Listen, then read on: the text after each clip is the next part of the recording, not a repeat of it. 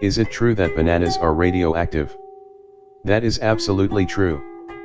But the same can be said for spinach, potatoes, oranges, Brazil nuts, kitty litter, granite countertops, the very air you breathe, and even your own body.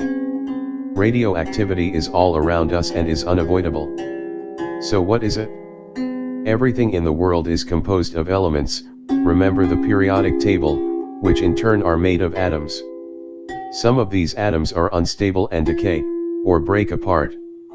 When this happens, they emit what we call radiation that can take the form of subatomic particles such as electrons, alpha particles, and neutrons, or electromagnetic waves known as gamma rays. All of these carry energy and are capable of breaking down, or ionizing, molecules they encounter. It is damage to important biomolecules such as proteins or DNA that can trigger radiation sickness or cancer. As with chemical toxins, extent of exposure is critical, and that is dependent on the nature of the radioactive element in question, the amount of the element, the distance we are from the radioactive material, and the presence of shielding substances that may be between us and the source.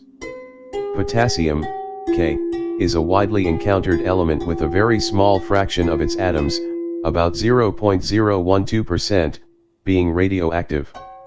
These K40 atoms spontaneously decay, releasing electrons, beta radiation, as well as gamma rays. Both of these are capable of doing damage to tissues. However, K40 is not very radioactive, having a half-life of 1.3 billion years, meaning that only a few thousand atoms decay each second. The question is, how much damage can this do? What is the actual risk of eating a banana? That can be determined by the dose of the radiation that is absorbed by relevant human tissues as measured in RAM, a unit that takes into account the amount of radiation absorbed and the medical effects of that radiation. RAM measurement is complex. Suffice it to say that a 10 mg RAM dose increases an average adult's risk of death by 1 in a million. That is said to be an increase of 1 micromort, with the understanding that 1 mort means certain death. A banana contains about 450 milligrams of potassium, and when eaten exposes the consumer to about 0.01 RAM due to its K40 content. For comparison, a chest X-ray delivers 10 RAM. A quick calculation, 10/0.01, shows that it would take an ingestion of at least 1,000 bananas to result in an exposure of 10 RAM, which would then increase the risk of death by 1 in a million. In other words, for death to ensue, 1,000,000 times 1,000, or 1,000,000,000, bananas would have to be consumed. And that would have to be at one sitting. Quite a challenge.